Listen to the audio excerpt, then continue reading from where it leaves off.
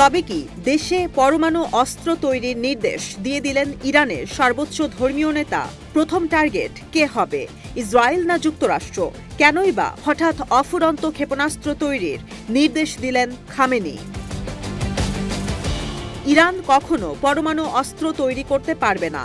পরমাণু প্রকল্প নিয়ে অবশ্যই যুক্তরাষ্ট্রের সঙ্গে আলোচনা করতে হবে। চিরশত্রু পরমাণু শক্তিধর দেশকে এই হুমকি দিয়ে নিজেই বিপদে পড়ে গেলেন ডোনাল্ড ট্রাম্প। পশ্চিমাদের পাশাপাশি ১২টা বাজতে চলেছে ইসরায়েলের। ইরানের সর্বোচ্চ ধর্মীয় নেতা আয়াতুল্লাহ আলী খামেনি দেশের সামরিক সক্ষমতা বাড়ানোর নির্দেশ দিয়ে ফেলেছেন।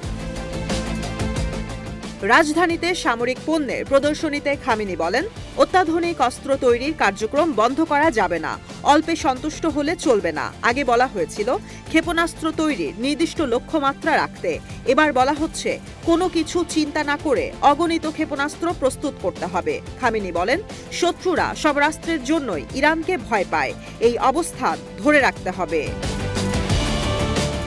সম্প্রতি ইসরায়েলি প্রধানমন্ত্রী বেনিয়ামিন নেতানিয়াহুর সঙ্গে এক বৈঠকে ডোনাল্ড ট্রাম্প ইরানকে প্রকাশ্যে হুমকি দিয়েছিলেন, তেহরানের কাছে কোনো পরমাণু অস্ত্র থাকতে পারবে না, দেশের পরমাণু প্রকল্প নিয়ে আলোচনা করতে হবে।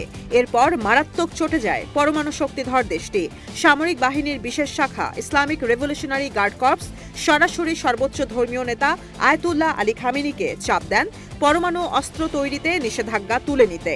আইআরজিসির জ্যেষ্ঠ কমান্ডাররা বলেন, নিজেদের অস্তিত্বের স্বার্থে পরমাণু অস্ত্র তৈরি এখন জরুরি হয়ে পড়েছে। চিন্তায় পড়ে যান খামেনি। এরপরই সেনাবাহিনীকে ক্ষেপণাস্ত্রের উৎপাদন বাড়ানোর নির্দেশ দিলেন তিনি। সরাসরি উল্লেখ না করলেও এই ক্ষেপণাস্ত্রের মধ্যে থাকতে পারে পরমাণু যুদ্ধাস্ত্র বহনে সক্ষম মিসাইল। খামেনির এই বার্তায় স্পষ্ট, মধ্যপ্রাচ্যের এমন অস্থিতিশীল পরিস্থিতিতে ডোনাল্ড ট্রাম্প ক্ষমতায় আসার পর নিজেদের সামরিক সক্ষমতা বাড়াতে মরিয়া হয়ে গেছে তেহরান। প্রতিরোধ করতে হবে ইসরায়েল আর যুক্তরাষ্ট্রকে, রক্ষা করতে হবে নিজের প্রতিরোধ অক্ষকে। সর্বোচ্চ ধর্মীয় নেতা আরও বলেন, যুক্তরাষ্ট্রের সঙ্গে কোনো আলোচনা হবে না, পুরনো অভিজ্ঞতা ভালো নয়। তেহরান বরাবরই বলে আসছে, ব্যালিস্টিক মিসাইল নিজেদের আত্মরক্ষায় তৈরি করে ইরানের সেনাবাহিনী, নৌবাহিনী আর আইআরজিসি। ইরানের সামরিক পণ্যের এই প্রদর্শনীতে ছিল সুইসাইড ড্রোন, সাবমেরিন থেকে উৎক্ষেপণযোগ্য কামিকাজে ড্রোন। মধ্যপ্রাচ্যের প্রভাবশালী এই দেশের বিরুদ্ধে পশ্চিমাদের বরাবরই অভিযোগ, পরমাণু অস্ত্র তৈরি করছে তেহরান। স্যাটেলাইটের ছবিতে মাঝে মাঝেই দেখা যায় দুর্গম স্থানে পরমাণু কেন্দ্রগুলোর কার্যক্রম।